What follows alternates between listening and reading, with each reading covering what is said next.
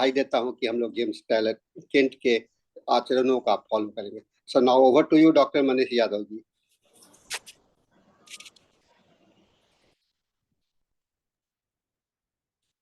Doctor नमस्कार आप मनीष सभी जी। को। या हाँ। Thank you, now it's okay. So आज जेम्स टाइलर केंट का बर्थडे है, तो that's a very auspicious day and I am really happy कि on this day I got an opportunity to speak with the audience. English चल जाएगा कि हिंदी में मुझे उच्चारण करना हिंदी होगा? हिंदी हिंदी हिंदी। हिंदी में ये ठीक है। हिंदी सेशन है। इंग्लिश का ठीक। 8 बजे से होता है, तो मैं आप कभी तो बुलाएंगे उसमें। आज हम बेसिकली जो बात करने वाले हैं वो है ऑर्गेनोपैथी। एक वर्ड है ऑर्गेनोपैथी, और इसके ऊपर मेरी क्या सोच है और मेरी क्या अंडरस्टैंडिंग बनी है उसके बारे में यहाँ पे मैं चर्चा करूंगा आप सभी से। आज जैसे कि कैंट की बात की हमने, कई बार मुझे ऐसा लगता है कई बार लोगों ने ना कैंट कैंट लेसर राइटिंग्स के जो केसेस हैं, उनके जो बाद में उन्होंने कैसे लेसर राइटिंग्स में केसेस लिखे हैं, उसको पढ़ना बहुत जरूरी है। तो कैंट वॉज अ फिलोसोफर जो हमेशा बात करते थे जनरलाइजेशन की, टोटलिटी फॉर्मेशन की। ऐसा हमको लगता है कि पैथोलॉजी के ऊपर ज्यादा वो चर्चा नहीं करते थे, बट जितना ज्यादा कैंट मैथमेटिका हम पढ़ेंगे हमको समझ में आएगा कि कैंट फिलोसफी में पैथोलॉजी कितना इंपॉर्टेंट होता था। और उसी संदर्भ में जैसे कैंट आए, वैसे और भी बहुत सारे महानुभाव हमारे इस होम्योपैथिक फील्ड में आए और अपना योगदान दिया। उसमें से एक योगदान जो सबसे बड़ा था मुझे लगता है, जिसके बारे में बहुत कम लोग स्टडी करते हैं, वो है जेम्स क्रॉम्पटन बर्नेट। और जेम्स क्रॉम्पटन बर्नेट बेसिकली वो फिजिशियन थे जिन्होंने हार्मोनियन अप्रोच को साथ में रखते हुए, टोटलिटी को साथ में रखते हुए अपना खुद का एक ऑर्गेनोपैथिक वर्ल्ड जो है उसको ओपन किया, और वहां से बहुत सारे क्योर्स उन्होंने प्रोड्यूस किए। तो उसके बारे में मेरा काफी अध्ययन मैं करता हूँ और मैं अपने प्रैक्टिस में यूज भी करता हूँ उसको, अलॉन्ग विद अदर मेथड्स। तो मैं उसके बारे में आज चर्चा आपसे करना चाहूंगा। Let me first open this.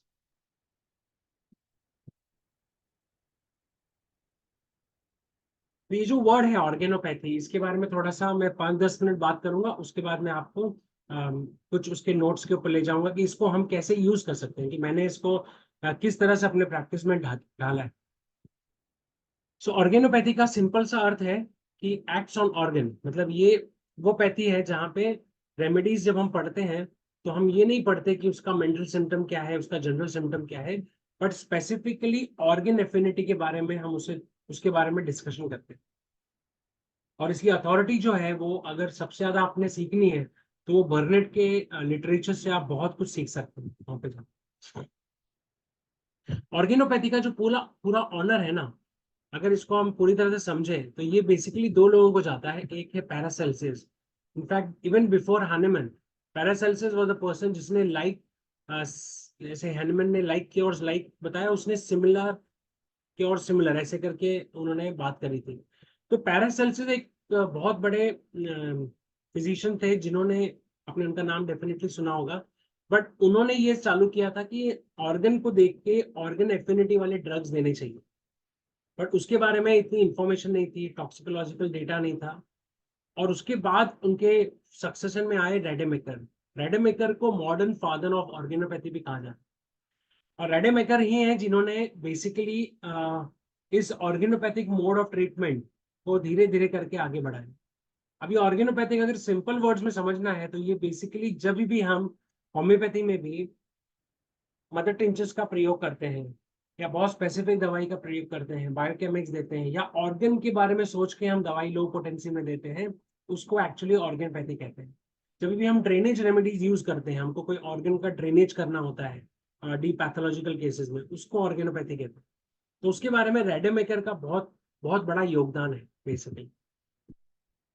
But रेडेमेकर के बाद ऑफकोर्स होम्योपैथी में ऑर्गेनोपैथी बर्नेट ने यूज किया और बहुत सारे रिजल्ट्स प्रोड्यूस किए। सो ऑर्गेनोपैथी फिलोसफी कहती क्या है? ऑर्गेनोपैथी फिलोसफी जो डायनामिक हमारा जो अंडरस्टैंडिंग है डिजीज को लेके, उसके बारे में बात ना करते हुए वो बहुत ही टिश्यू लेवल पे बात करती है। उसका कहना है कि strength of a chain is equal to its weakest link. For example, अगर मैंने ये चेन पहना है गले में, है ना, ये चेन का स्ट्रेंथ किसके ऊपर डिपेंड होगा? जो मेरे चेन के जो लिंक जो बने हैं उसमें अगर कोई भी एक स्पॉट वीक होगा ना, जितना वीक होगा वो उससे डिपेंड होगा कि मेरा चेन कितना स्ट्रांग है कि नहीं।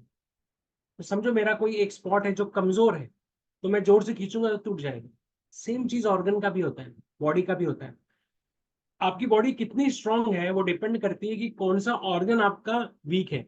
अगर आपका समझो एक ऑर्गन बहुत वीक है, किडनी, लिवर, टिश्यू, लिम्फेटिक्स, तो बॉडी भी उतनी वीकनेस हो जाएगी आपको। इसलिए कहते हैं value of a person's life may be equal to that of the weakest organ. एक एक आदमी का जो लाइफ है उसका इंपॉर्टेंस डिपेंड होता है उसके वीकेस्ट ऑर्गन से।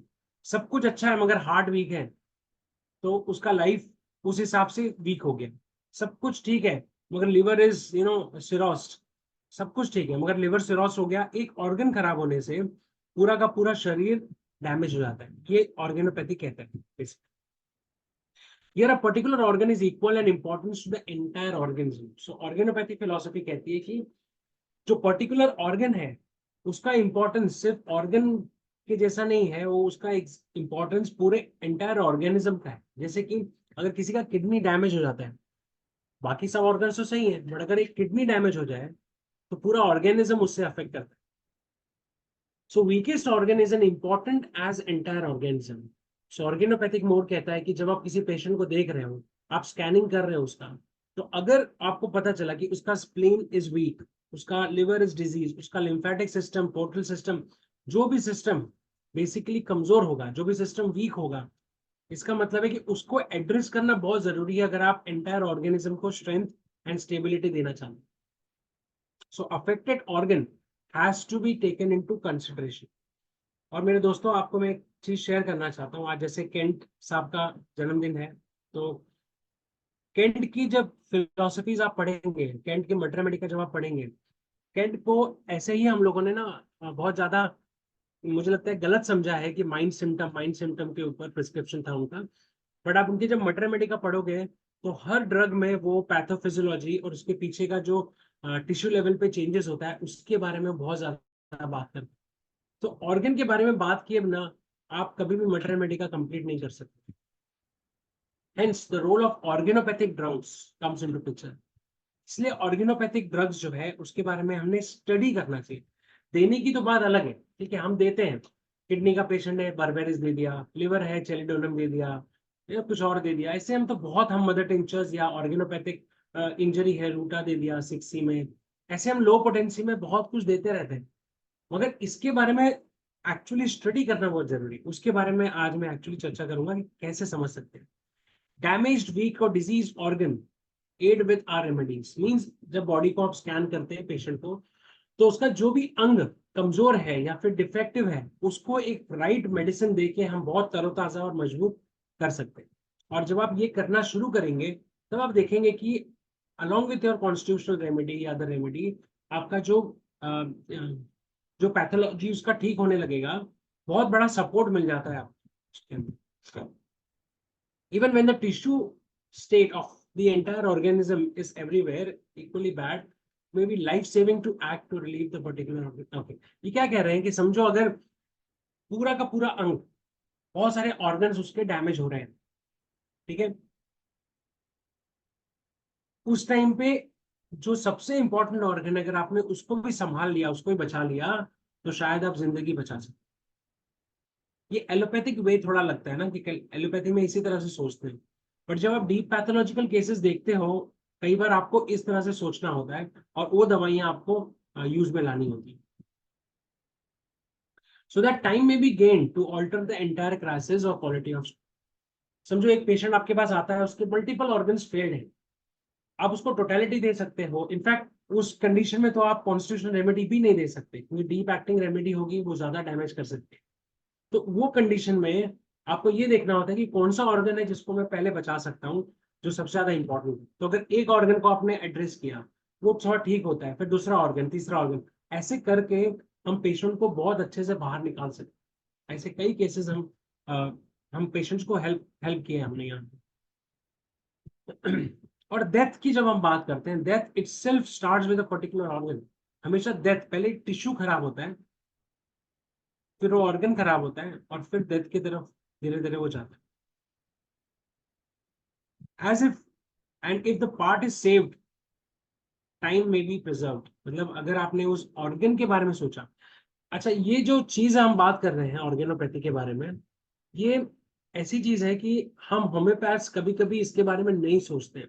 हमें लगता है हम टोटालिटी ले लिया, हमने कुछ मेंटल सिम्टम्स ले लिया, अब दवाई मिराकल कर जाएगी। मिराकल करती है कुछ केसेस में, पर बहुत सारे केसेस में अगर आप टिश्यूज को नहीं समझ सकते, पैथोफिजियोलॉजी जो चल रहा है उसको नहीं समझ सकते, रिपोर्ट्स को नहीं समझ सकते कि अंदर बॉडी में क्या गड़बड़ चल रहा है टिश्यू लेवल, तो फिर बहुत मुश्किल हो जाती है डीप पैथोलॉजिकल केसेस में उन पेशेंट्स को हेल्प करना। In acute process, the value of particular organ strikes one often very forcibly. There may be no need of any constitutional treatment as one suffering part may be as whole. हमने देखा है कई बार हम constitutional remedy दे रहे होते हैं, but जब acute आ जाता है तो अक्यूट में हम उसका एक ऑर्गन को पकड़ के उसके बारे में स्टडी करके सिम्टम्स लेके हम उसको एड्रेस करते हैं। कई बार वो अक्यूट रेमेडी देने के बाद कोई दवा देने की जरूरत भी नहीं पड़ती। आप सबके साथ भी हुआ होगा, मेरे साथ तो बहुत बार हुआ। सो अक्यूट्स में किस तरह से बाकी सब चीजें हट जाती है और एकदम focus. For example, patient abdomen pain लेके आया, पेशेंट लिवर कंजेस्टेड लेके आया, थ्रोट कंप्लेंट लेके आया, तो हम उसी के ऊपर फोकस करते हैं और उसके हिसाब से रेमेडी ढूंढ के देते हैं and quickly we get the result. In many chronic cases, certain organs claim and must have special attention. Even chronic cases में भी एक टोटलिटी हमने लेना है, कॉन्स्टिट्यूशनली हमने उसको देना है, बट यस वो जो रेमेडी आप चूज कर रहे हैं वो ऑर्गन के बारे में कुछ एफिनिटी उसका होना जरूरी है। और अगर वो रेमेडी में नहीं हो पा रहा है एफिनिटी, तो maybe you have to help later on in the follow ups कुछ ऐसी रेमेडीज जो उस ऑर्गन को हेल्प कर सके। So organopathy is homeopathy in the first degree. ये हम भले बात कर रहे हैं, बट आप ऑर्गेनोपैथी को होम्योपैथी से अलग नहीं कर सकते। ये होम्योपैथी का ही पार्ट है। इनफैक्ट मैं तो ऐसे कहता हूं कि homeopathy equals to organopathy plus something else. Something else में आपका मोडालिटी, कॉन्कॉमिटेंट, मेंटल सिम्टम्स वो सारे आ जाते हैं। Without understanding the sphere of action आप कोई ड्रग्स भी नहीं पढ़ सकते पूरी तरह से। अगर जैसे कि हम बात करते हैं वेराट्रमाल, आइकोनाइट, हेपारसल्फ, तो आप जब उसको पढ़ोगे क्लासिकल बुक से तो सिम्टम्स तो रहेगा, टोटलिटी होगी, मोडालिटीज होंगी, बट पैथोफिजियोलॉजी और पैथोजेनेसिस के बारे में हर ऑथर बात करता है, राइट। चलिए हम आगे बढ़ते हैं। अब मैं आपको, ये शॉर्ट लेक्चर है इसलिए मैं ज्यादा बात नहीं कर पाऊंगा, जितना मेरे से होगा उसके बारे में डिस्कस करूंगा। अब मैं बात करूंगा कि ये ऑर्गेनोपैथिक तो हमको पता है कि चलो यार ऑर्गन के ऊपर एक्ट करने वाली दवाइयां हमने देनी चाहिए, बट हमारी जो अंडरस्टैंडिंग है ना ड्रग्स की वो बहुत ही ज्यादा संकुचित है। जैसे जैसे मैंने लिखा सियोनेंथस अमेरिकन्स, तो लोग बोलेंगे अरे हाँ ये तो स्प्री में दी जाती है। मैं भी लिख दूंगा चेलिडोनम, तो बोलेंगे अरे ये जॉन्डिस होता है तो दे देना चाहिए।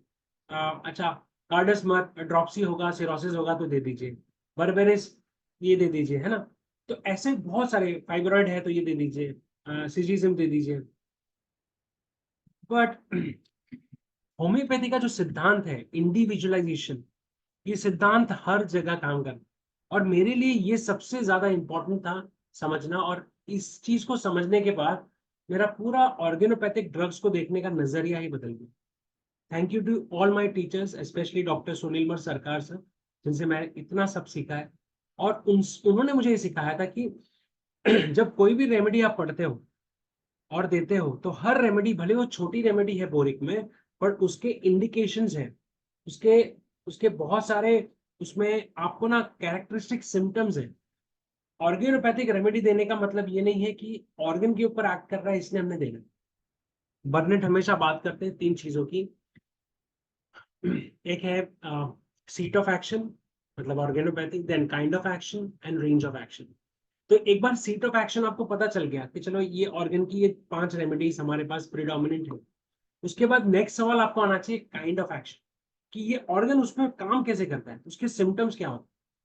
तो यहाँ पे मैं आपको एक रेमेडी मैंने पिक की है, और मैं इस रेमेडी को मैं किस तरह से समझा और मैं किस तरह से पढ़ता हूँ और नॉलेज गेन करता हूँ ताकि मैं अपने पेशेंट्स को हेल्प कर सकूँ और डिफ्रेंशिएट कर सकूँ, वो मैं आपके साथ शेयर करने वाला हूँ। आई होप ये आपको हेल्प करेगी और बाकी ऑर्गेनोपैथिक रेमेडीज पढ़ने में। सियोनांथस अमेरिकस, ये एक प्लांट है, प्लांट में से ये डेरिवेटिव हमको मिलता है बेसिकली। थोड़ा सा इसके बारे में हम पढ़ते हैं। It's a New Jersey tea, red root इसको कहते हैं। बोटानिकल डिस्क्रिप्शन उसका है सियोनेंथस। एक और रेमेडी है चियोनेंथस, CHIO, वो अलग रेमेडी है। ये सियोनेंथस है, CA। So Ceonanthus is a small shrub growing from 3 to 4 feet. Dark root, red, varies in degree.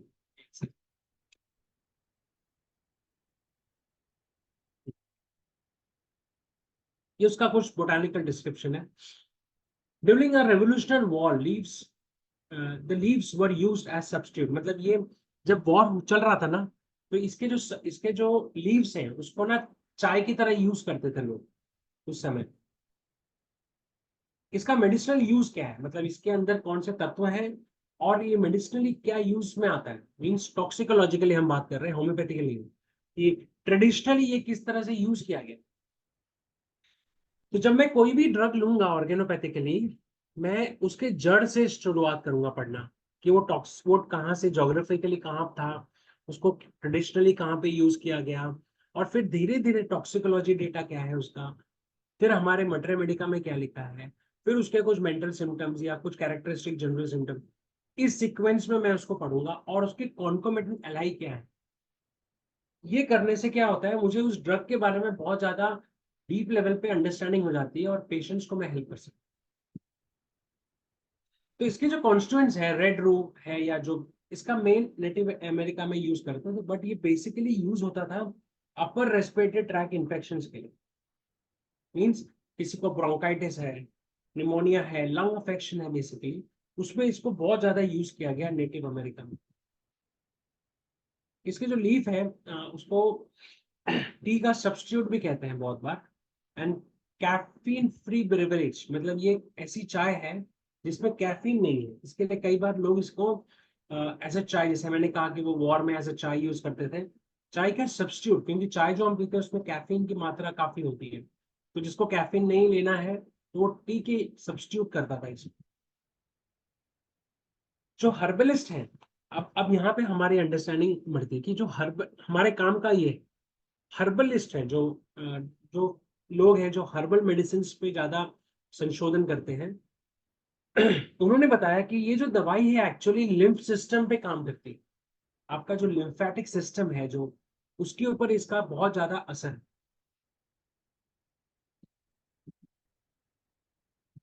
ये कुछ कंटेंट्स है उसके केमिकली अगर आप पढ़ना चाहें तो, राइट.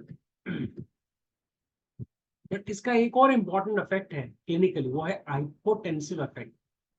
तो अगर आप यहाँ पे देखोगे, अब हम हमारे काम का क्या है, हमारे काम का ये है कि सियोनेंथस जो है ट्रेडिशनली यूज की गई है केसेस ऑफ ब्रोंकाइटिस में. जैसे बहुत ब्रोंकाइटिस है, लिम्फेटिक सिस्टम जहां जहां अफेक्टेड है, मींस अगर लिम्फ सिस्टम का कोई प्रॉब्लम है, कोई बीमारी है, कोई डिजीज है, तो वहां पे हम सियोनेंथस के बारे में सोच सकते हैं. हाइपरटेंशन नहीं, हाइपोटेंशन मींस ये पेशेंट ऐसे है जिनको ना, आपने सुना होगा बहुत सारे पेशेंट आपको आते हैं, बोलते हैं डॉक्टर साहब मेरे को ना मेरा ब्लड प्रेशर लो हो जाता है, मुझे चक्कर आ जाता है, मैं गिर जाता, अचानक से हाइपोटेंशन हो जाता है. तो ये उसका पूरा स्पीयर ऑफ एक्शन है. Lungs, lymphatic system, hypotension in the history, past history में. अब हम बात करेंगे टॉक्सिकोलॉजिकल डेटा कि टॉक्सिकोलॉजी इसमें क्या है. इसकी जो रूट्स हैं,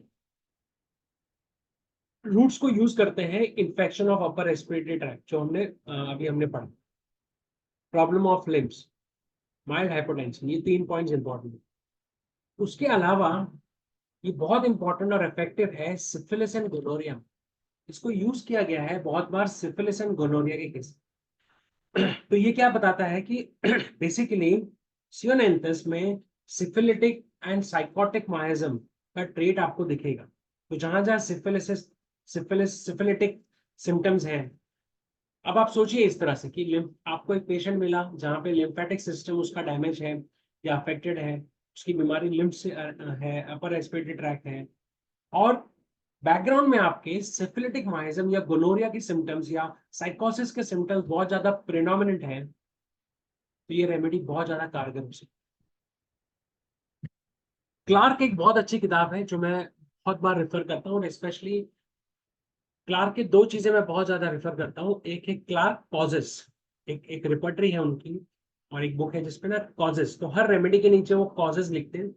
और दूसरा चीज जो लिखते हैं क्लिनिकल, मीन्स वो सारी बीमारियां जिसमें दवाई यूज हो चुकी है, जिसमें ये कारगर रह चुकी, तो वो बहुत हेल्प करती है क्लिनिकल उसकी अंडरस्टैंडिंग।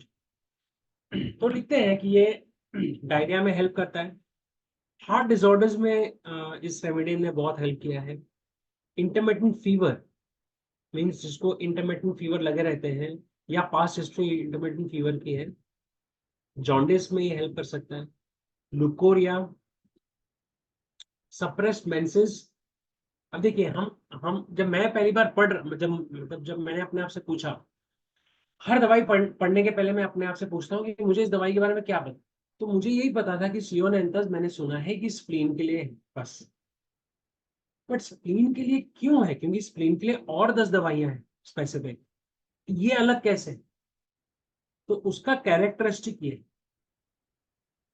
तो इसका मतलब मुझे पास्ट हिस्ट्री में उस पेशेंट के डायरिया के सिम्टम्स मिलेंगे, इंटरमिटेंट फीवर, शायद मलेरिया वगैरह के सिम्टम्स मिलेंगे, मुझे मिलेगा, पेशेंट बोलेगा मुझे बहुत मलेरिया होता था पहले, या जॉन्डिस मिलेगा। इनफैक्ट लुकोरिया, मतलब फीमेल है, फीमेल में भी यूज होगा। सो बहुत लुकोरिया या मेंसेस सप्रेस्ड। अब वो उसका कैरेक्टरिस्टिक हम देखेंगे आगे कि लुकोरिया किस टाइप का होगा, सप्रेस्ड मेंसेस, बट ये फैक्टर्स भी होंगे बहुत ज्यादा। Pen in the side, spleen की एरिया में पेन बहुत मिलेगा, बिकॉज ये स्प्लीन रेमेडी है, तो डेफिनेटली वो पेन आपको मिलेगा। जरूरी नहीं है कि स्प्लीन एनलार्ज होगा कि नहीं, पेशेंट हमेशा बोलेगा सर मुझे यहाँ बहुत दर्द होता है, यहाँ अजीब सी उलझन रहती है मुझे यहाँ। और आप उसका इन्वेस्टिगेशन कराओगे, कई बार शायद स्प्लीन ठीक भी होगा, बिकॉज वो फंक्शनल लेवल पे है। थोड़ा देर आप दे दोगे, 1-2 साल, तो स्प्लीन इन्फ्लेमेशन हो जाएगा उसका। End of course spleen affections तो 100% है। बट इसका जो सबसे इंपॉर्टेंट जो क्लिनिकल है वो है ल्यूकोसाइथेमिया, मींस इंक्रीज डब्ल्यूबीसी काउंट। तो ये पेशेंट्स आपको मिलेंगे कुछ कुछ ना, जिसमें डब्ल्यूबीसी काउंट्स बहुत ज्यादा बढ़े होंगे। अब आपने ये पूछना है कि यार ऐसा कौन सा कंडीशन है जिसमें स्प्लीन अफेक्ट होता है, लिम्फेटिक सिस्टम्स अफेक्ट होते हैं और डब्ल्यूबीसी काउंट्स बढ़े रहते हैं। तो जब ये कंपोनेंट्स आपको तीनों चारों मिलेंगे, वहां पे आपका सियोनेंथस बहुत अच्छी दवाई कारगर साबित हो सकती है। फिर आते हैं हम बोरिक के ऊपर। तो क्लार्क के बाद, तो क्लार्क की जो बुक है उसके बाद second, in fact the first important जो है वो मेरे लिए बोरिक। और बोरिक को मैं कई बार बोरिक की बुक तो पढ़ता हूँ मैं, बट कई बार मैं बोरिक के रेपर्टरी को भी पढ़ता हूँ, मतलब इसको कहते हैं रिवर्स रेपर्टरी। सो बोरिक की रेपर्टरी में जाके मैं शियोनेंथस में जाके देखूंगा कि शियोनेंथस में कौन कौन से रूब्रिक्स है। बिकॉज बिकॉज मैं रेपर्टरी मैन हूँ, मतलब मैं रेपर्टराइज करता हूँ हर केस। तो बोरिक रेपर्टरी मुझे अगर सीखनी है तो मुझे ये पता करना पड़ेगा कि कौन कौन से रूब्रिक्स है। तो अगर वो रूब्रिक्स मुझे ध्यान रहेंगे तो मुझे पता होगा कि क्लिनिकली मुझे अगर फाइंड आउट करना है, पेशेंट अगर मेरे पास आया तो ये रूब्रिक्स में डालूंगा, तो मेरा टोटलिटी फॉर्म हो सकता। This is how I read boric का रिवर्स रेपर्टरी। तो रिवर्स रेपर्टरी में अगर आप चाहेंगे तो आपको एक रूब्रिक मिलेगा ल्यूकोसाइथेमिया, जो मैंने कहा कि ल्यूकोसाइथेमिया बहुत इंपॉर्टेंट है इंक्रीज डब्ल्यूबीसी को। Of course there are more, उसके साथ और भी दवाइयां हैं उसके अंदर, बट ये इंपॉर्टेंट है। फिर एक रूब्रिक बहुत इंपॉर्टेंट है जिसमें बहुत कम दवाइयां हैं, ल्यूकोसाइथेमिया स्प्लेनिक। अभी ल्यूकोसाइथेमिया मतलब इंक्रीज डब्ल्यूबीसी काउंट, उसके बहुत सारे कारण हो सकते हैं, बट ल्यूकोसाइथेमिया स्प्लेनिक मींस पेशेंट में ल्यूकोसाइथेमिया है और स्प्लीन इज अफेक्टेड। ऐसा पेशेंट जब आपको मिलेगा तब सियोनेंथस एक नंबर 1 रेमेडी वहां पे होगी। वहां पे 3 और रेमेडीज हैं। फिर एक रूब्रिक है elements from spleen affection against spleen. तो जो भी कंपोनेंट्स हमने बात की है, डायरिया, अपर रेस्पिरेटरी, ये सारे चीज सेंटर पॉइंट स्प्लीन का हो, स्प्लीन का कुछ ना कुछ इश्यू मिलेगा। So elements from spleen affection. Dropsy from liver disease, spleen के साथ लिवर का भी ड्रॉपसी अगर मिलता है तो ऐसा रूब्रिक है dropsy from liver disease and dropsy from spleen also. तो अगर कोई पेशेंट आपको मिलता है जिसको असाइटिस है या ड्रॉपसी हो रही है, लीवर इज अफेक्टेड और साथ साथ में स्प्लीन का भी आपको अफेक्शन उसमें मिल रहा है, तो सियोनेंथस बहुत इंपॉर्टेंट ड्रेनेज रेमेडी आपकी बन सकती है ऑर्गेनिकली। बोरिक में क्या लिखा है उसके बारे में हम पढ़ें। बोरिक का जो जनरल है ना, इनमें 2 मिनट्स,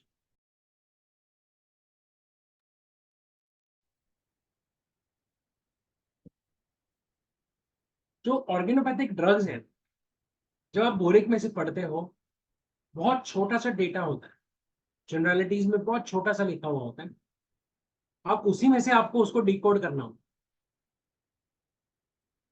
बर्नेट बोलते हैं, कहीं तो उन्होंने लिखा था शायद ट्यूमर्स वाली बुक में, कि होम्योपैथ तभी अच्छा होम्योपैथ बनेगा जब वो अच्छा पैथोलॉजिस्ट होगा। जिसका पैथोलॉजिकल थिंकिंग अच्छी होगी वही दवाइयों को अच्छे से समझ सकता है, और मुझे लगता है वही बोरिक को समझ सकता है। बोरिक एक ऐसी किताब है जिसको अगर किसी ने ढंग से समझ लिया, वो बहुत अच्छे रिजल्ट्स दे सकता है, लोगों को हेल्प कर सकता है। सो हम इसके आगे जाते हैं, पढ़ते हैं। पहला सेंटेंस लिखा है, this remedy seems to possess a specific relation to the spleen. ये हमने बार बार देखा कि स्प्लीन के बारे में पेशेंट में कुछ ना कुछ होगा, मतलब सियोनेंथस देना बहुत मुश्किल होगा अगर स्प्लीन का कुछ नहीं होगा। मीन्स एनलार्ज होगा, अफेक्शन होगा, या तो फिर पास्ट में जाके कुछ ऐसी बीमारियां होंगी जो स्प्लीन पे अफेक्ट करती हैं, या पेशेंट बार बार डिस्कम्फर्ट बताता रहेगा स्प्लीन एरिया में। उसके बाद लिखा है एगू केक ऑफ मलेरिया, इसके बारे में हम आगे चल के पढ़ेंगे। तो मलेरिया की हिस्ट्री होगी इसके अंदर। Left side remedy, spleen left side पे है, तो बेसिकली लेफ्ट साइड रेमेडी है। बहुत बार लेफ्ट साइडेड कंप्लेंट्स आपको बहुत ज्यादा दिखेंगी। अब बोरिक में कई बार बहुत सारी चीजें ना एक लाइन में लिखी होती है, वो कॉन्कोमेटेंट सिम्टम्स होते हैं, और वो सिम्टम्स बहुत ज्यादा समझ के पढ़नी चाहिए और देखना चाहिए पेशेंट। अब देखिए क्या लिखा है, anaemic patient where liver and spleen are at fault. मतलब आपको पेशेंट आपका एनीमिया है, पेशेंट बोलेगा डॉक्टर साहब मुझे बहुत एनीमिया रहता है, मुझे बहुत तकलीफ है, मतलब मेरा खून कभी बढ़ता ही नहीं आगे, और आपको लिवर कंजेस्टेड दिखेगा या लिवर में उसके एंजाइम बढ़े हुए दिखेंगे, और साथ में स्प्लीन भी धीरे धीरे अफेक्ट हो रही है। ये तीन कंपोनेंट अगर दिख गया तो आप सियोनेंथस एकदम आराम से उसको सोच सकते हैं, क्योंकि ये उसका ऑर्गेनोपैथिक एक्शन है, ये उसका कैरेक्टरिस्टिक, पैथोलॉजिकल कैरेक्टरिस्टिक। फिर लिखा है क्रॉनिक ब्रोंकाइटिस, मतलब ये अक्यूट ब्रोंकाइटिस नहीं है, क्रॉनिक। पेशेंट बोलेगा मुझे सांस की तकलीफ है बहुत टाइम से डॉक्टर साहब, खांसी आती रहती है, खांसी आती, मे बी शायद आप एक ड्रॉपसी को ट्रीट कर रहे हो। फॉर एग्जाम्पल आपके सामने एक पेशेंट आएगा जो ड्रॉपसी का होगा, मगर हम ड्रॉपसी के लिए तो कोई दवाई नहीं दे सकते ना, हमको तो सिम्टम्स लेने। तो जब आप सिम्टम्स लोगे ड्रॉपसी का, उसके साथ फिर आप ये पूछेंगे पास्ट हिस्ट्री में जाके क्या क्या बीमारियां हुई, तो वहां पे वो बोलेगा डॉक्टर साहब मुझे ना हीमोग्लोबिन मेरा बहुत कम रहता है, लिवर मेरा हमेशा, मुझे गैस का तकलीफ, ये तकलीफ, हमेशा लीवर का प्रॉब्लम रहा है, लेफ्ट साइड में पता नहीं क्यों हमेशा दर्द थोड़ा थोड़ा रहता है। अच्छा डॉक्टर साहब मुझे ना ब्रोंकाइटिस है, बहुत बलगम निकलता है, सर्दी खांसी होती है, ये तो बहुत पुराना है, और साथ में कुछ ना कुछ आपको ब्लड प्रेशर रिलेटेड भी मिल सकता है। तो ये एक बहुत अच्छी दवाई है। ऐसा कहते हैं कि लो ब्लड प्रेशर, जिसका हाई होता है गिरता है ब्लड प्रेशर उसका, right. And the last thing is active haemostat, materially reducing the clotting of blood. उसके साथ साथ ये जो पैथोफिजियोलॉजी हमने बताई, उसके साथ साथ ये हीमोस्टैटिक भी है, मतलब क्लॉटिंग, मतलब ये bleeding, it can cause bleeding also, तो ब्लीडिंग में भी हम इसको यूज कर सकते हैं। चलिए अब आगे चलते। सबसे इंपॉर्टेंट जो है इसको समझना है, एगू केक, ये बहुत बार हमने सुना है ना होम्योपैथिक लिटरेचर में, और यहाँ पे भी आप देखेंगे तो एगू केक ऑफ मलेरिया, इसका क्या मतलब है? जो पूरा, बिकॉज ये ओल्ड इंग्लिश है, ओल्ड इंग्लिश टर्म है, तो इसका क्या मतलब? Enlarge hard spleen of chronic malaria, उसका एक्चुअल मतलब है कि पेशेंट एनलार्ज स्प्लीन है और पास्ट में उसको मलेरिया बहुत बार हो चुका है। इसका एक्चुअल मतलब यही है कि पेशेंट आपके पास आया, उसको बहुत बार मलेरिया हुआ है, और आप जब पाल्पेट करेंगे तो आपको मालूम पड़ेगा यार इसका स्प्लीन एनलार्ज है। स्प्लीन क्यों एनलार्ज है? क्योंकि मलेरिया इतनी बार हुआ ना, उसके वजह से स्प्लीन उसका enlarge. What is ague called today, मतलब आज के टर्म में, बिकॉज ये ओल्ड इंग्लिश है, आज के टर्म में इसको क्या बोलते हैं एगू? एगू कुछ नहीं है, एगू का मतलब ही मलेरिया हो। तो आज मेडिकली क्लिनिकली एगू को हम एगू नहीं बुलाते, हम मलेरिया बुलाते हैं। तो एगू केक मलेरिया जो बोलते हैं बेसिकली, ये कैसे आया उसके बारे में बात करते हैं। 13th सेंचुरी में, starting in 13th century, feverish illness was named ague. तो कोई भी अगर जिसको फीवर वीवर होता था ना, चिल्स आते थे, उसको बोलते थे यार इसको एगू है, he is suffering from ague. From medical जो भी है, लैटिन का ये वर्ड है, उसका मतलब है, सिंपल मतलब है शार्प फीवर। इट्स रूट मतलब एगू मतलब शार्प। तो जिसको इस तरह से चिलीनेस होता था 13th सेंचुरी में, उसको कहते थे एगू। बट आज हमको पता है कि वो मलेरिया था। तो जो मलेरिया है उसी को एगो कहते हैं। सो कहने का मतलब पास्ट हिस्ट्री ऑफ मलेरिया और स्प्लीन एनलार्ज अगर आपको मिलता है तो आप सियोनेंथस के बारे में सोच सकते हैं। तो word began to refer specifically in malaria 14th century में। फिर 14th सेंचुरी आते आते लोगों ने समझा कि यार ये मलेरिया, इसका नाम मलेरिया है, तो मस्कीटो वगैरह डायग्नोज हुआ, तो एगू से वो मलेरिया हो गया। ओके, आई होप आपको समझ में आ रहा होगा सियोनेंथस हम किस, और इसी प्रकार से सारे ऑर्गेनिक जो ऑर्गेनोपैथिक ड्रग्स है उसको पढ़ना चाहिए। मैं आपको सच बताऊं, अगर किसी ने भी ना एक स्टडी ले लिया फॉर एग्जांपल कि चलो जी मैं ना 5-6 ऑर्गन बहुत इंपॉर्टेंट है, लिवर है, किडनी है, पेनक्रियाज है, बाकी सब 5, उसका मैं 10-10 दवाई पढ़ूंगा या 5-5 दवाइयों को अच्छे से इस तरह से पढ़ूंगा पैथोफिजियोलॉजिकली, और बाद में आपका टोटलिटी और ये सब सिस्टम तो आपका साथ में चल ही रहा है, आप बहुत अच्छे से ये ड्रग्स को यूज कर सकते हैं और बहुत अच्छे रिजल्ट्स आप दे सकते हैं।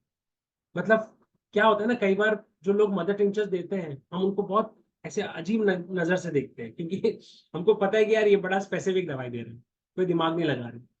और बात सही भी है कि स्पेसिफिक्स तो होम्योपैथी में चलता नहीं है, कहीं ठीक हो गया पेशेंट तुक्का तो बात अलग है। बट इस तरह से जब आप पढ़ के देंगे तो आपको पता होगा कि आप भले स्पेसिफिक दे रहे हो, ऑर्गेनोपैथिकली दे रहे हो, बट आप बहुत ज्यादा इंडिविजुअलाइज करके दे रहे हो, मेंटल लेवल पे नहीं, जनरल लेवल पे नहीं, बट टिश्यू लेवल पे, पैथोफिजियोलॉजिकल लेवल पे आप उसको बहुत कैरेक्टरिस्टिक बना के दे रहे हैं। अब देखेंगे बहुत जगह पे लेफ्ट साइड के बारे में बात हुई है, तो जैसे स्प्लीन लेफ्ट में है तो एब्डोमेन में अगर आप देखोगे enormous enlargement of spleen, but pain in the left side, unable to lie on the left side. Schwannomann's spleen remedy par excellence deep seated pain left point। आपको सबसे इंपॉर्टेंट जो पॉइंट है शियोनेंथस का वो है कि पेशेंट हमेशा आपको बोलेगा स्प्लीनिक जो एरिया है उसमें पेन के बारे में हमेशा बात करें। देखिए कई बार ना पेशेंट आते हैं वो हमेशा बोलते हैं कि कोई पेशेंट बोलेगा मुझे अम्बलिकस रीजन ऐसे उंगली से दिखा दो, यहाँ पे पेन बहुत होता है, और हम इसको लेते हैं पेन इन स्पॉट, बराबर, अगर उंगली से कोई दिखाता है, जो कि सही है। अगर पेशेंट आपको पिन पॉइंट करके बोलेगा, जब किसी ऑर्गन कोई क्वाड्रेंट में आपको पिन पॉइंट करके बोल रहा है तो पेन इन स्पॉट तो आप लीजिए, मगर ये भी सोचिए कि वो जो क्वाड्रेंट है उसमें उसके अंदर कौन से ऑर्गन्स है। इससे आपको समझेगा कि यार इसका ये ऑर्गन फॉल्ट में हो सकता है। कई बार हो सकता है कि उसका स्प्लीन उतना एनलार्ज नहीं है जो पाल्पेट हो, फंक्शनली वो अभी डैमेज हो रहा है धीरे धीरे, तो बड़ी अर्ली स्टेज में भी आप उसको पकड़ सकते हैं। तो पेशेंट आपको बोलेगा लेफ्ट हाइपोकॉन्ड्रिएट में मुझे ना पेन रहता है डॉक्टर साहब, हमेशा पेन रहता है। पेन, इन्फ्लेमेशन, एनलार्ज स्प्लीन, इधर अलोन और with other affections.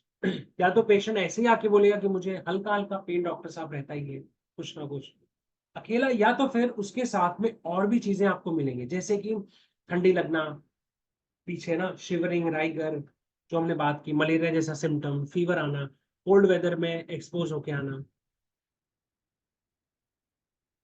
Mental symptoms हमें बहुत बार चाहिए होता है ना, तो मेंटल सिम्टम्स की अगर बात करें तो ऐसा रूब्रिक्स भी है। लो ऐसा राइट सिम्टम है low spirit with spleen affection. इसका क्या मतलब? मतलब पेशेंट आएगा आपके पास दुखी आ रहा होगा, एकदम दुखी होगा, परेशान होगा, मेंटली बहुत एकदम डाउन होगा। क्या करे डॉक्टर साहब, बहुत यहाँ बहुत डिस्कम्फर्ट है, बहुत तकलीफ होता है डॉक्टर साहब, बहुत जन के दिखाया, बहुत दवाई लिया, ये ठीक ही नहीं होता है। तो आपको दिखेगा वो सैड है, low spirit, sad with spleen affection. ये आप शायद नए रेपेटरी में ढूंढेंगे तो वहां पे आपको मिल सकता है। तो ये इस तरह से मेंटल कॉन्कोमिटेंट लिए जाते हैं। ऐसा होता है ना, cheerful with liver disease, sad with liver disease, ऐसे कुछ बहुत अच्छे मेंटल कॉन्कोमिटेंट्स हैं जो आपको बेसिकली नए रेपेटरी में मिल सकता है। ये इसका एक की नोट पॉइंट है mental symptom. Headache right side with spleen affection. अभी हमने बात की कि लेफ्ट साइड कंप्लेंट है, बट इसका जो हेडेक है ना वो टिपिकल है, हेडेक राइट साइड में होता है, बट कॉन्कोमिटेंट क्या होगा, स्प्लीन होगा। तो पे आपको, जैसे मेरे पास बहुत सारे माइग्रेन की फीमेल्स आती हैं। जब मैंने देखा है कई बार, इनफैक्ट मैंने एक माइग्रेन एक गॉल स्टोन का मैं केस डील कर रहा था, उसको सिवियर पेन था और on the verge of he was getting operated. तो उसको 4 या 5 दिन तक मैं होल्ड किया मैंने और मतलब with the help of homeopathy उसका पूरा स्टोन एबॉलिश हो गया।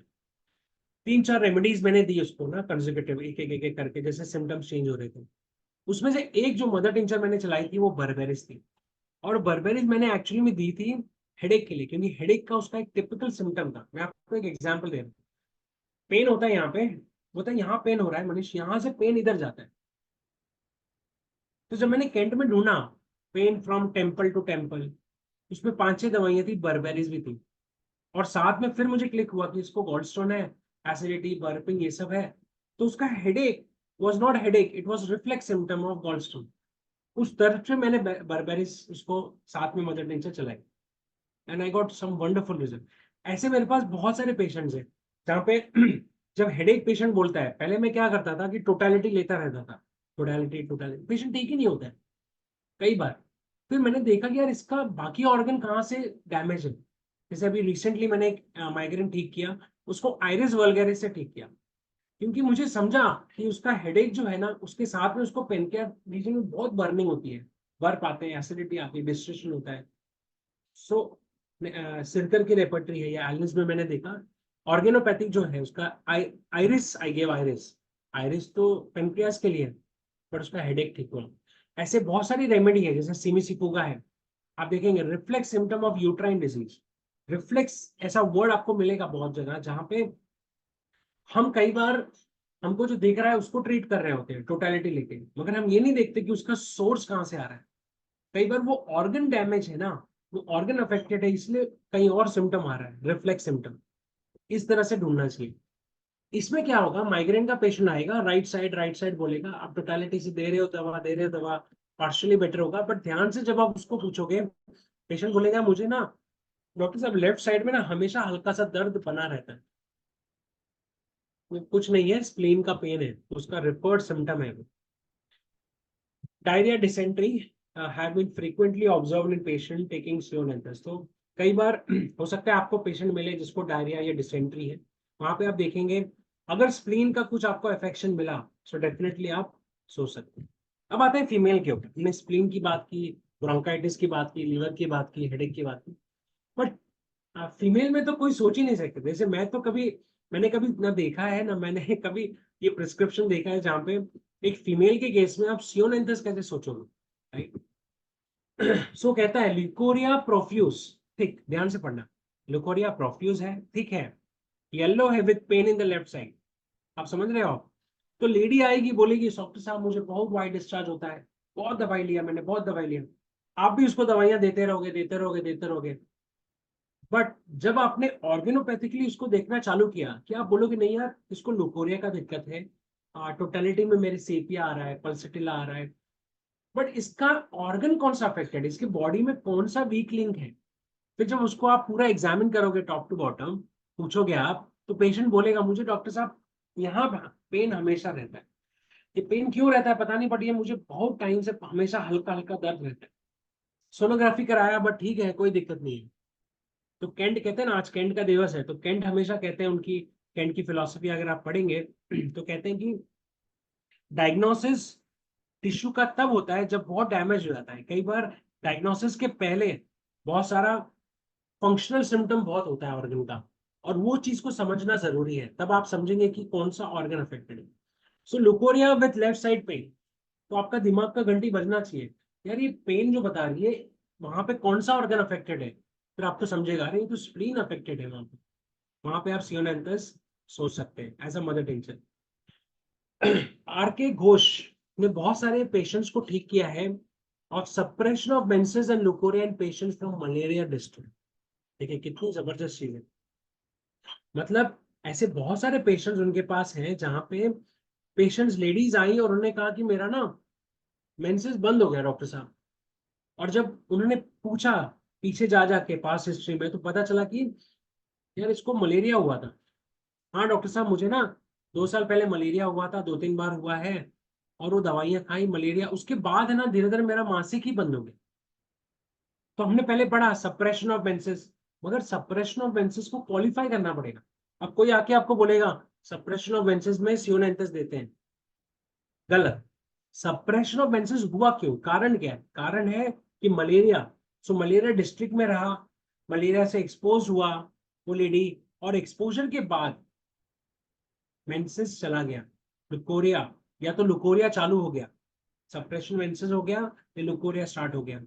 So again ague cake of malaria and spleen affect. Menses too profuse and too early, या तो फिर पेशेंट आके बोलेगी मेरे को बहुत मेंसेस होता है बार बार, आप उसका टोटलिटी लेते रहोगे. फिर ध्यान से जब देखोगे पेशेंट फिर बोलता है कि सर मुझे ना लेफ्ट साइड इधर ना हाइपोकॉन्ड्राइक में हल्का हल्का पेन हमेशा बना रहता है, इसके लिए भी कुछ करो ना. फिर आपका दिमाग दौड़ना चाहिए यार, उस जगह पे कौन सा ऑर्गन है, राइट. मेट्रोरेजिया विद स्प्लीन, अब आप सब बीमारी डाल सकते हो, leucorrhoea, menses suppress, menses profuse, metrorrhagia, but उसका साथ कॉन्कोमिटेंट होगा spleen pain, pain in the splenic region. That's how you will give सियोनेंटिस.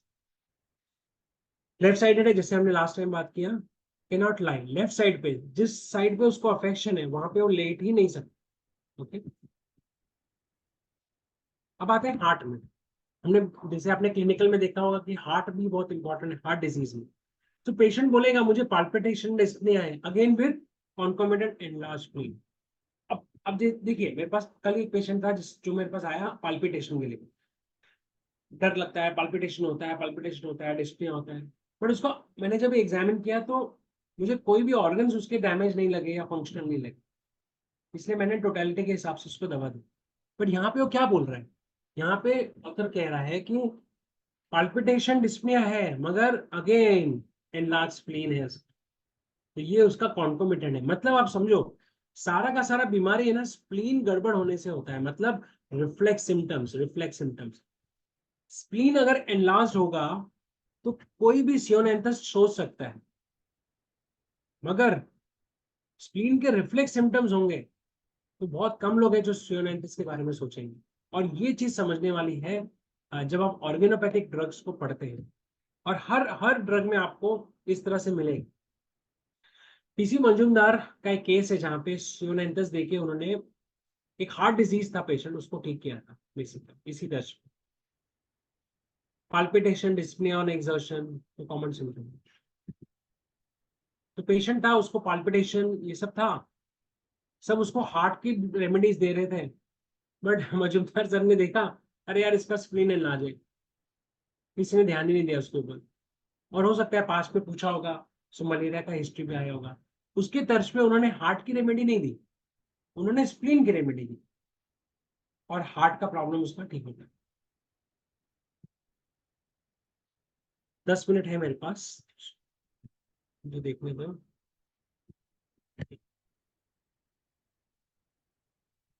मैं केस नहीं करूंगा, मैं आपको एक किताब बताऊंगा जिसको आप may be, disease of spleen, एक बहुत अच्छी किताब है जेम्स क्रॉम्पटन बर्नेट की, हम सब ने उसको पढ़ना चाहिए. उसमें बहुत सारे केसेस हैं, इनफैक्ट यहाँ भी जो मैं आपको सिखा रहा हूँ उसमें से मैंने बहुत सारे पॉइंटर्स लिए, उसमें बहुत सारे केसेस बताए हैं. और मुझे लगता है ना केसेस पढ़ना बहुत जरूरी है, क्योंकि जब आप केसेस पढ़ते हो तो एक फिजिशियन का थिंकिंग प्रोसेस समझ में आता है कि इसने दवाई कैसे पकड़ी.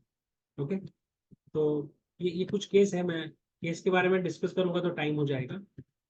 I will just skip all this case. बड़ा केस है, कभी हम बाद में चर्चा करेंगे. आप पढ़िएगा जरूर, उसमें बहुत मजा आएगा. ये एक चीज मैं आपको समझा सकता हूँ. To trace back proximate effects to remote causes is now ridiculed in medicine because mere science is productive of gross mindedness and capable of following the fine principle. बर्नेट क्या कहते हैं ना, वो हमेशा बार बार ये कहते हैं कि जो आपको दिख रहा है आज वो सच्चाई नहीं है, सच्चाई उसके पास्ट में. आप प्लीज जाके पास्ट हिस्ट्री लीजिए, फैमिली हिस्ट्री लीजिए, इवोल्यूशन ऑफ डिजीज, इसका बीमारी पैदा कैसे हुआ पहले उसको समझिए. जब आप उसको समझोगे तो आपको जो जो चीजें उसमें मिलेगी, वैक्सीन का साइड इफेक्ट्स मिलेगा, मलेरिया मिलेगा, टीबी का हिस्ट्री मिलेगा, वो सारी चीजों को धीरे धीरे करके एड्रेस करना होता है. तब जाके आप जो अभी दिख रहा है उसके ऊपर अच्छे से काम कर सकते. बेसिकली ये कहना चाह रहे हैं. और अगर हम स्प्लीन स्पेसिफिक की बात करें तो क्रॉनिक हाइपोट्रॉफी ऑफ स्प्लीन इसमें मिलता है. एनॉर्मस कहता है, एनॉर्मस एनलार्जमेंट ऑफ स्प्लीन, अब हमने क्या सोचना चाहिए बेसिकली कि यार ऐसी कौन कौन सी क्लिनिकली बीमारियां हैं जिसमें स्प्लीन बहुत एनलार्ज हो जाता है, ऐसा हमने सोचना चाहिए। वो बीमारियों में, मैं नहीं कह रहा कि वो बीमारी में आप दे दीजिए सियोनेंथस, बट वो बीमारियों में एक डिफरेंशियल डायग्नोसिस सियोनेंथस का हो सकता है। डीप सीटेड कटिंग पेन, ये उसका कैरेक्टरिस्टिक सिम्टम है। स्प्लिनाइटिस जो हमने बात की, inflammation, severe pain in the region and mental symptom जो मैंने वापस से कहा, वापस से रिपीट कर रहा हूँ, लो स्पिरिट, सैड, या तो फिर डीप साइटेड पेन होगा या तो डल पेन होगा। पेशेंट बोलेगा हल्का हल्का दुखता है या बोलेगा बहुत तेज दुखता है, दोनों में से कुछ भी हो सकता है।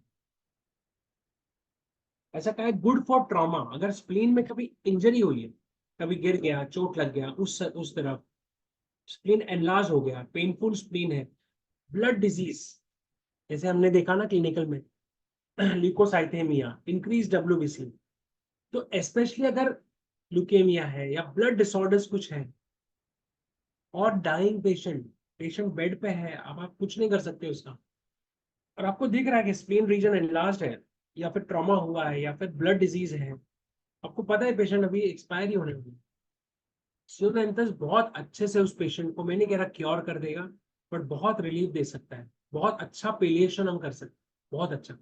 Sitting pain, sharp pain in spleen, large and painful spleen.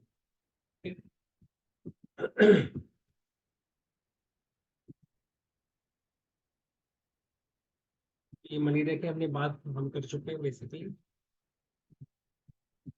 इसमें जो बहुत अच्छी इंटरेस्टिंग बात है, लास्ट में एंड करूंगा मैं, वो है इसका जो कॉम्प्लीमेंट्री है ना, जैसे एक केस बताया यहाँ पे, two provers to repeated doses of this tincture, मतलब उन्होंने क्या किया, ये टिंचर को लिया और दोनों को ना सिवियर सिम्टम्स हुए प्रूविंग में।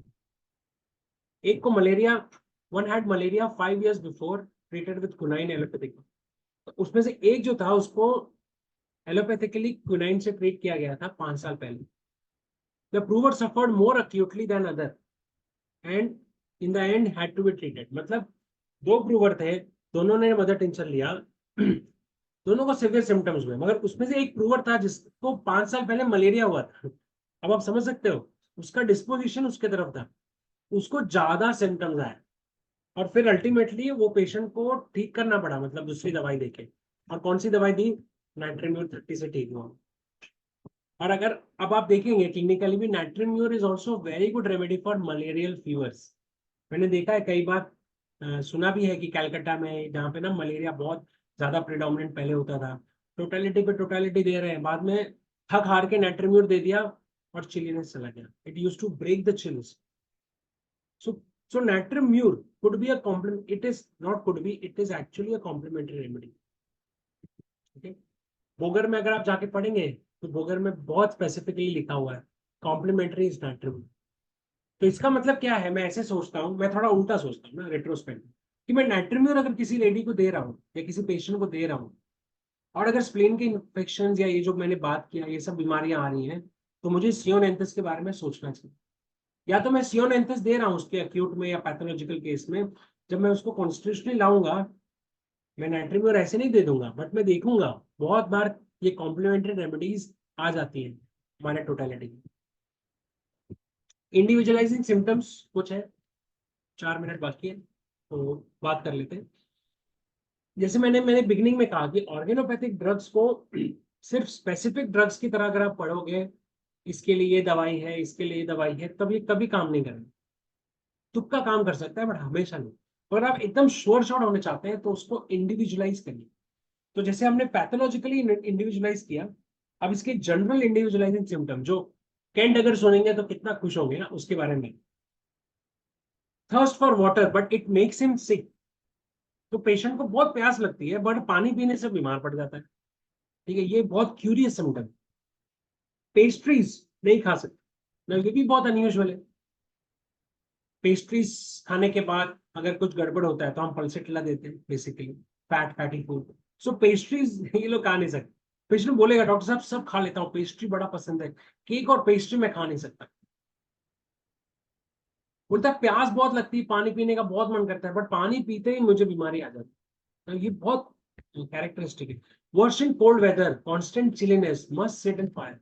बहुत चिली है, मलेरिया है उसको, तो चिलीनेस बहुत ज्यादा है, तो हेपार सेल्फ सोराइनम की तरह है। बोलेगा मुझे ना फायर के बाजू में रहना बहुत पसंद है क्योंकि उनको इतनी ठंडी लगती है, सोराइनम जैसा।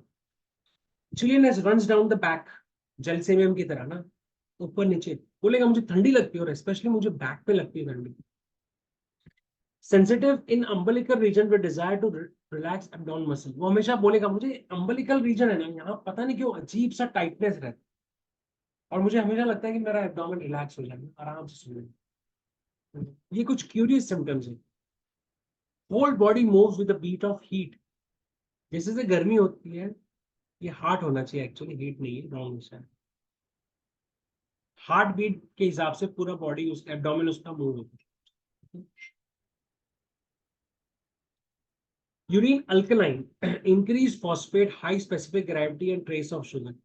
ये बहुत जबरदस्त चीज है, ये मैं बहुत यूज कर रहा हूँ आजकल। इनफैक्ट वर्नेट जब मैं पढ़ रहा था तो वहां से मुझे समझ में आया कि वर्नेट बार बार है ना यूरिन रिपोर्ट्स चेक करते थे और वहां पे ना हाई स्पेसिफिक, लो स्पेसिफिक, ये बहुत देखते थे। हमारे पास रूब्रिक्स है, इवन कैंट में भी रूब्रिक है, हाई स्पेसिफिक ग्रेविटी, लो स्पेसिफिक ग्रेविटी, जैसे अर्टिका यूरिन है स्पेसिफिक ग्रेविटी के लिए। तो कई बार हमें पैथोलॉजिकली भी रिपोर्ट्स देख के कुछ रेमेडीज हम पता कर सकते हैं, हम उसको हेल्प कर सकते हैं। तो इसमें क्या होगा, इसका यूरिन कैसा होगा, अल्कलाइन होगा, फॉस्फेट ज्यादा होगा, स्पेसिफिक ग्रेविटी बड़ा होगा, राइट, और शुगर के ट्रेसेस आपको मिल सकते हैं। हमने बात की माइजमेटिकली, अगर हम बात करें तो सिफिलिटिक कंप्लेंट्स के लिए दिया गया है, गोनोरिया के लिए दिया गया है। तो सिफिलिटिक माइजम ज्यादा प्रोमिनेंट है क्योंकि गोनोरिया भी sexual disease in a way, syphilis, syphilitic symptoms बहुत ज्यादा आपको मिल सकते हैं। हार्ट का जो पल्सेशन है वो धक धक बहुत ज्यादा, मतलब इतना होता है कि पेशेंट बोलता है मेरा शॉर्ट है ना हिलता है। जैसे हमने बात की एब्डोमेन मसल से हिलता है, पाल्पिटेशन से वो बोलेगा मेरा शॉर्ट हिलता है, इतना तेज होता है पाल्पिटेशन, इतना बीट उसका तेज होता है कि वो पूरा बॉडी को हिलाता है, धक धक धक धक धक धक धक धक। ये कुछ क्यूरियस सिम्टम्स है इसके। चेस्ट फील्स टू स्मॉल, उसको बहुत ऐसा लगता है हार्ट मेरा बहुत एनलार्ज्ड है और मेरा जैसे कैक्टस की तरह ना जगह कम पड़ रही है। बट हार्ट सिम्टम होगा, बट साथ में क्या होगा, स्प्लीन कॉन्कॉमिटेंटली होगा, तब जाके आप सियोलेंटस देंगे। तो ये बेलेडोना की तरह है, देखेंगे आप ना, बेलेडोना ग्लोनाइन की तरह बहुत ज्यादा थ्रॉबिंग पल्सेशंस है, बट स्प्लीन उसके साथ अफेक्टेड। अवेक ऑल नाइट, रात को सो नहीं पाता कभी भी। ड्रीम ऑल नाइट अनयूजुअल है। स्नेक्स एंड रॉबर्स, सेनक्रिस या बाकी रेमेडीज जो हम सोचते हैं, बोविस्टा, अर्जेंटम नाइट्रिकम, लैक्टिनाइनम, तो ये इसको स्नेक्स और रॉबर्स के बहुत ड्रीम्स आते हैं, arsenic, right. End of course intermittent with, देखो हमको पता है मलेरिया है और स्प्लीन अफेक्शन है, तो डेफिनेटली हम सोचेंगे। हेडेक के बारे में हम बात कर चुके हैं, ये हो चुका। मेंटल्स अगर बात करें, लास्ट स्लाइड है मेरा। Low spirit fears he will become unfit for the work, उसको हमेशा लगता है डिप्रेस रहेगा, काम नहीं, उसको लगता है मैं काम नहीं कर सकता, मैं काम नहीं, मैं अनफिट हूँ, मैं अनफिट हूँ। नए रेपेटरी में आप देखेंगे तो है एक rubric, anxiety work that he will become unfit for, उसको लगता है मैं काम ही नहीं कर पाऊंगा, मैं नहीं कर पाऊंगा, नहीं कर पाऊंगा, और बड़ा ही डिप्रेस्ड रहेगा। चिलीनेस जब जब होगा बहुत एक्साइटेड होगा। सैड इन स्प्लीन, तो मैंने कहा स्प्लीन अफेक्शन के साथ बहुत ज्यादा depression and sad. So summary is primary seat of action is spleen. Spleen affection is in the center. उसके साथ बाकी organ involvement है. Acts organically. Lymphatic constitution, fighting infection, increased WBC count. ये ध्यान में रखिए. Lymphatic system. Spleen is a lymphatic organ. Chili, past history में malaria, quinine, intermittents, complementary nitrogen. और इसको जब भी आप ऑर्गेनोपैथिकली यूज करेंगे, सो लो पोटेंसी में यूज करेंगे, और 30 के नीचे या तो mother tinctures is the best. So we are done with it, thank you very much. हाँ मनीष जी, बहुत अच्छा रहा आपका प्रेजेंटेशन। मैं तो बहुत ही इनग्रॉस्ड होकर के सुन रहा था। इतने यंग एज में आपने जो एक्सप्लेनेशन स्टाइल है, एक लगता है कि बहुत अच्छे टीचर हैं। आप किसी कॉलेज में जुड़े हुए हैं क्या पढ़ाने के लिए? नहीं, कॉलेज में नहीं हूँ मैं, अदर सॉन्ग में जुड़ा हुआ हूँ। अच्छा, और अदर बाकी, सॉन्ग में। जी, हाँ, और बाकी जो एकेडमीज मुझे बुलाती है वहाँ टीचिंग करता हूँ। तो पहले मैं अदर सॉन्ग में पढ़ाता था, हाँ। अब तो मैं, मेरा प्राइवेट नहीं, प्रैक्टिस है। आपका टीचिंग स्टाइल जो है सो वंडरफुल है, और मैं कहूँगा कि you are one of the best teacher. तो मैं अब इतने ध्यान से सुन रहा था। और जो ऑर्गेनोपैथी, हाँ, ऑर्गेनोपैथी के विषय में जो आपने चर्चा किया, ये अपने आप में एक महत्वपूर्ण सब्जेक्ट था और आपने आज इस बात को प्रूव करने का कोशिश किया, बता दिया कि ऑर्गेनोपैथिक जो है तो it is not separate from the totality of symptoms. जब आप ऑर्गेनोपैथी ऑर्गेन बेस्ड मेडिसिन को भी देखते हैं तो ऑर्गेन बेस्ड मेडिसिन को ऐसे ही नहीं देना है कि स्प्लीन के लिए देना है, हार्ट के लिए देना है, उसको आपको टोटलिटी कंसिडरेशन तो जरूरी है। तो यानी कि हैनिमैनियन प्रिंसिपल को, कॉन्सेप्ट को, टोटलिटी ऑफ सिम्टम्स को आप यहाँ पर कोई ओवरलुक नहीं कर रहे हैं, उसको ले करके चल रहे हैं। और ये अंडरस्टैंडिंग डेवलप करना हम लोगों के लिए बहुत ही जरूरी है, बहुत जरूरी है। और मनीष जी, एक चीज और रिक्वेस्ट करूंगा, आप अगर इसी को इंग्लिश सेशन के लिए हमारे लिए तैयार हो जाइए तो हम लोगों के लिए बहुत अच्छा रहेगा, क्योंकि आपके इंग्लिश भी बहुत अच्छे हैं। आपने क्या बोले सर? एक मिनट। हाँ, एक इंग्लिश सेशन हम लोग का, अब ये जो अभी सेशन समाप्त होता है तो इसके बाद में 8 से 9 इंग्लिश सेशन होता है। तो आज नहीं, किसी एक और दिन मैं आपके लिए इंग्लिश सेशन के लिए समय लूंगा और इसी सब्जेक्ट को इट इज वंडरफुल एक्सप्लेनेशन। वहाँ हमारे इंटरनेशनल व्यूअर्स भी रहते हैं, वो लोग सुनेंगे और मुझे लगता है कि उन लोगों को ये लेक्चर बहुत ही पसंद आएगा। ठीक है सर। बर्नेट ना, मुझे लगता है बर्नेट को थोड़ा सा समझना चाहिए, बहुत उसने काम किया है। ये बर्नेट का भी बहुत रोल रहा है। या क्या होता है कि हम लोग एक दिमाग को फिक्स कर लेते हैं और माइंड जब क्लोज कर लीजिएगा तो नया बात को सुन नहीं सकते हैं। और आपने जो आज एक सारे मैथमेटिका को नहीं लिखा, एक मैथमेटिका पर कहा। लोग कहते हैं कि एक मैथमेटिका पढ़ लिए तो पूरी दुनिया समाप्त हो गई। नहीं, ऐसा नहीं होता। एक मैथमेटिका में पूरा दुनिया नहीं, मैं भी पढ़ता रहता हूँ और मैं देखता हूँ कि अक्सर मुझे एक मैथमेटिका नहीं, कई एक मैथमेटिका को हम लोगों को देखना जरूरी होता है, जिससे कि हम लोग आगे कर सकते। तो आज आपका सेशन बहुत ही बर्नेट के ऊपर ना मैंने कुछ वीडियोस बनाए हैं, फ्री वीडियोस मैंने डाले हैं यूट्यूब पे, just for people to understand. मैं लोगों को शेयर करने के लिए बोल दूंगा अपने ग्रुप में। आपको काफी सारी चीज समझ में आएगी। हाँ जी, आप थोड़ा सा लिंक मुझे आप मेरे को भेज दीजिएगा, मैं आपको ग्रुप में लिंक भेज। दीपमाला जी, हम लोग का 8 बज चुका है। सो थैंक यू, नमस्कार। हाँ, थैंक यू वेरी मच। बहुत अच्छा आपका प्रेजेंटेशन है। नेक्स्ट टाइम जरूर से फिर से कुछ नया लेकर आइएगा। अब हमारा हिंदी सेशन खत्म हो रहा है और इंग्लिश सेशन स्टार्ट होने जा रहा है। सो डॉक्टर धनेश को मैं ये सेशन हैंड ओवर कर रही हूँ। Over to you sir.